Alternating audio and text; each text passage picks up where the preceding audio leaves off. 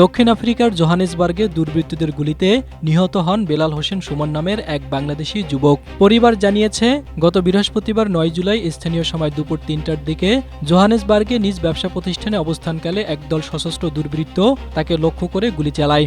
এতে ঘটনাস্থলেই মৃত্যু হয় ৩৪ বছর বয়সী সুমনের। নিহত বেলাল হোসেন সুমনের বাড়ি নোয়াখালীর বেগমগঞ্জ উপজেলার মীর ওয়ারিশপুর ইউনিয়নের ৪ নম্বর ওয়ার্ডে। তিনি মহাজন বাড়ির মৃত আব্দুল ওয়াদুদের ছেলে। প্রায় ১২ বছর আগে পরিবারের হাল ধরতে দক্ষিণ আফ্রিকায় পাড়ি জমান সুমন। সেখানে ব্যবসা করে পরিবারের ভরণ পোষণের পাশাপাশি দেশের অর্থনীতিতেও রেমিটেন্সের মাধ্যমে ভূমিকা রেখে আসছিলেন তিনি। ২ সন্তানের এই পিতার মৃত্যুর খবর দেশে পৌঁছানোর পর মীর ওয়ারিশপুরের গ্রামের বাড়িতে শোকের ছায়া নেমে এসেছে। স্বজনদের আহাজারিতে এলাকার পরিবেশ ভারী হয়ে উঠেছে। স্থানীয়রা এই হত্যাকাণ্ডের সুষ্ঠু তদন্ত, জড়িতদের দ্রুত গ্রেপ্তার ও দৃষ্টান্তমূলক শাস্তির দাবি জানিয়েছেন। একই সঙ্গে দক্ষিণ আফ্রিকায় অবস্থানরত বাংলাদেশি প্রবাসীদের নিরাপত্তা নিশ্চিত করতে বাংলাদেশ সরকারের কূটনৈতিক উদ্যোগ জোরদারের আহ্বান জানিয়েছেন তারা।